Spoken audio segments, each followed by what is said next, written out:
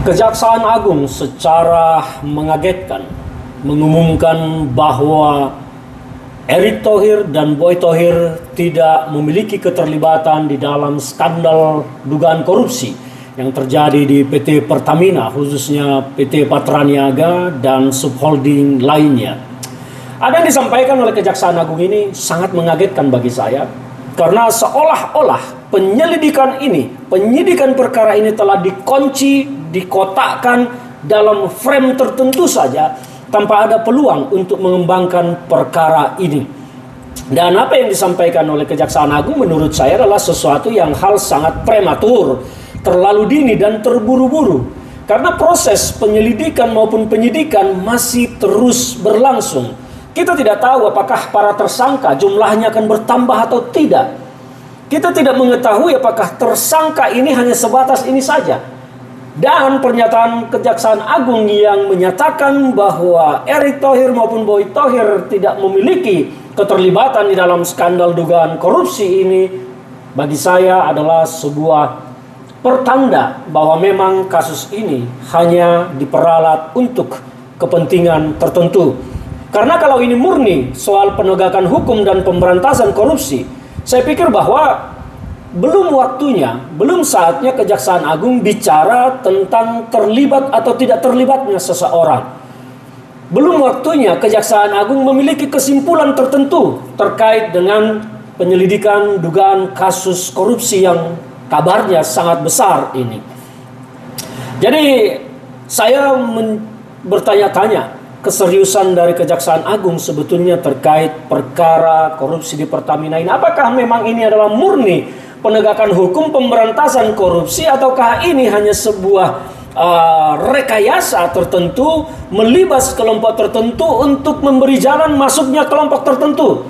Karena di tengah publik sekarang beredar disinyalir bahwa ini hanya sebuah jalan, cara untuk memasukkan kelompok tertentu yang berkuasa sekarang setelah pergantian rezim. Karena selama ini nama Muhammad Riza Khalid memang adalah dikenal sebagai gembong besar dalam perdagangan atau trading BBM maupun crude di daerah Asia Tenggara yang cukup ternama, apalagi di Indonesia.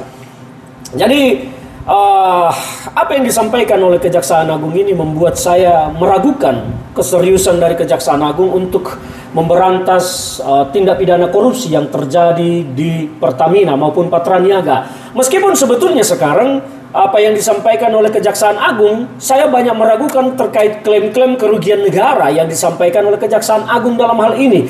Kerugian negara yang sangat bombastis, sangat luar biasa besarnya. Saya meragukan itu. Karena kerugian negara dalam hal ini belum dinyatakan oleh BPK. Ini baru kesimpulan sementara dari pihak penyidik yang menurut saya ada, kalau saya menyatakan kekeliruan mungkin terlalu jauh, tetapi saya merasa bahwa itu adalah sebuah kekeliruan.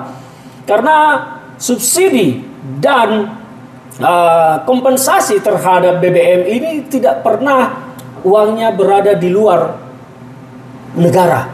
Uangnya tetap ada di negara, yaitu di Pertamina saat ini. Jadi uang itu tidak dikorupsi. Kalaupun telah terjadi sebuah kesalahan administratif karena harusnya tidak dibayar tetapi dibayar oleh pemerintah kompensasi dan subsidinya berdasarkan penyelidikan Kejaksaan Agung, ya mestinya uang itu dikembalikan saja ke negara dari Pertamina. Logika mudahnya seperti itu. Tetapi kita juga harus paham bahwa subsidi dan kompensasi ini dibayar oleh pemerintah kepada Pertamina setelah dilakukan audit oleh BPK, Badan Pemeriksa Keuangan.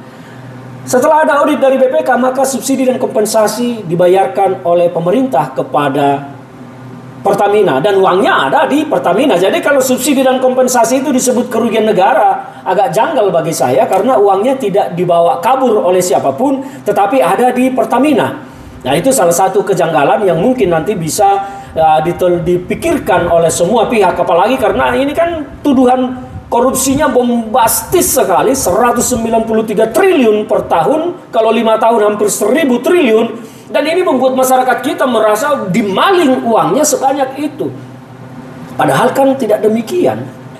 Tidak semudah itulah memaling uang negara, membawa uang sampai ribuan triliun, ratusan triliun, nggak begitu. Tetapi apa yang disampaikan oleh Kejaksaan Agung terlalu cepat dan akhirnya publik menghakimi bahwa seolah-olah Pertamina telah mengkorupsi ribuan triliun.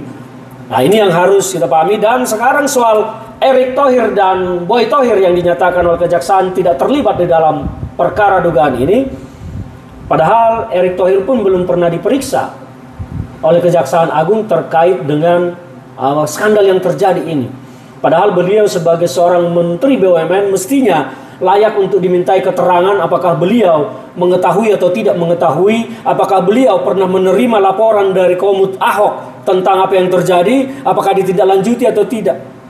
Tetapi pernyataan Kejaksaan Agung yang menyatakan Boy Thohir, Erick Thohir tidak terlibat dalam hal ini, tidak memiliki bukti keterlibatan, tidak memiliki keterlibatan termasuk staf susnya Arya Sinulinga, bagi saya hanya satu kesimpulannya, bahwa perkara ini sudah selesai dan akan berakhir anti klimaks di tengah masyarakat kita terkait pemberantasan korupsi. Ternyata pada akhirnya ini hanya sebuah jalan untuk pemain baru, bukan murni pemberantasan korupsi.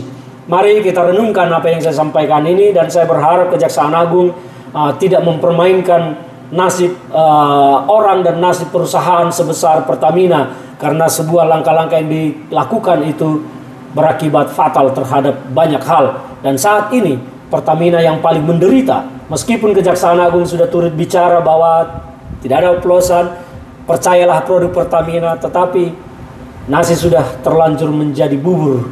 Dan kita tunggu episode berikutnya, sejauh mana perkara ini akan memuaskan rasa keadilan publik. Salam dari saya, Ferdinand Huta Hayan.